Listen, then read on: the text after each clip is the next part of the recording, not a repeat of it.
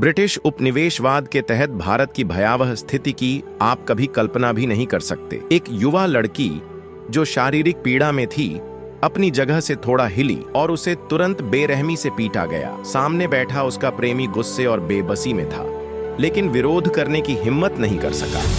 बगल में बैठा बुजुर्ग डर के मारे कांप रहा था, फिर भी लगातार सूद काटने के लिए मजबूर था, लेकिन फिर भी उसे क्रूर दंड से नहीं बख्शा गया। सभी की नजरें अब एक बच्चे पर टिक गई थीं।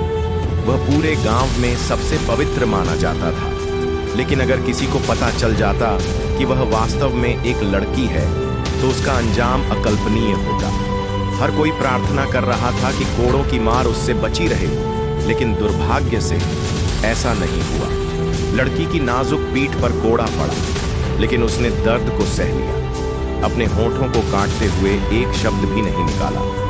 दूर खड़ी मां सब कुछ देख रही थी, लेकिन कुछ कहने की हिम्मत नहीं कर सकी।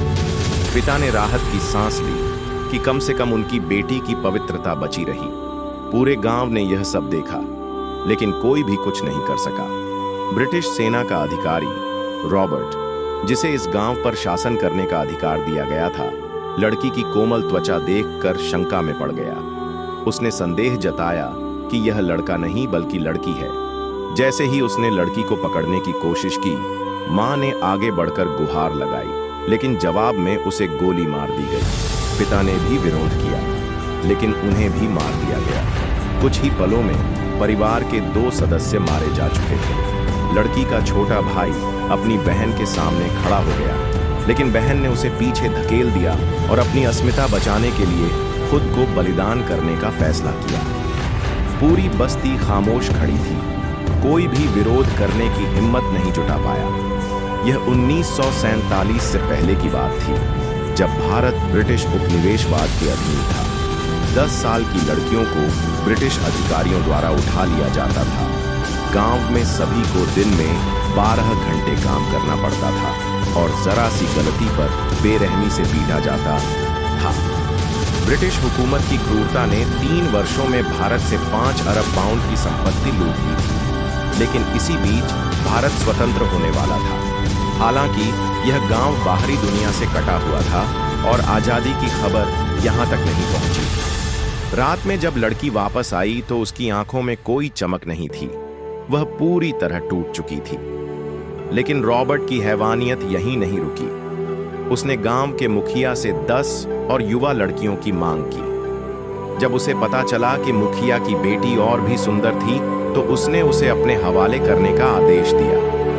मुखिया अपनी बेटी को रॉबर्ट के हवाले नहीं करना चाहता था, इसलिए उसने एक दर्दनाक निर्णय लिया, अपनी बेटी को जिंदा तक न देने का।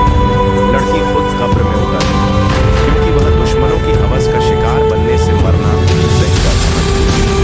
लेकिन उसकी किस्मत अच्छी थी, उसका एक दोस्त उसे बचाने में कामयाब रहा।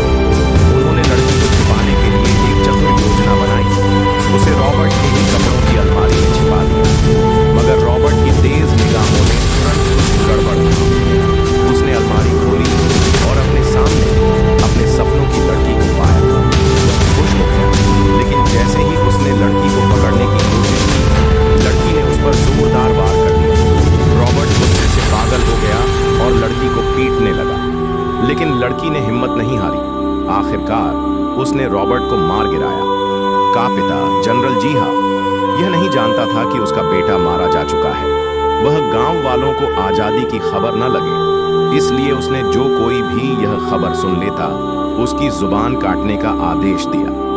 लेकिन जब गांव वालों को पता चला कि रॉबर्ट को मार दिया गया है, तो वे डरे हुए थे कि अब जनरल जीहा बदला लेने आएगा। और वही हुआ। जीहा ने पूरे गांव को इकट्ठा किया और घोषणा की कि अगर हत्यारा सामने नहीं आया तो पूरे गांव को मार दिया जाएगा। गांव में सिर्फ 10 सैनिक थे और 200 से ज्यादा लोग। अगर वे चाहें तो लड़ सकते थे, लेकिन डर ने उन्हें जकड़ दिया था। आखिरकार लड़की ने खुद को सरेंडर कर दिया। जीहा ने पहले उसे पीटा, फिर उसकी दादी को उबलते पानी में फेंकने की धमकी दी। लेकिन इसी बीच एक-एक करके गांव वाले खड़े होने लगे और कहने लगे कि उन्होंने रॉबर्ट को मारा है। गुस्से में जीहा ने गांव के सभी बच्चों को मारने का आदेश दिया, लेकिन इस बार गांव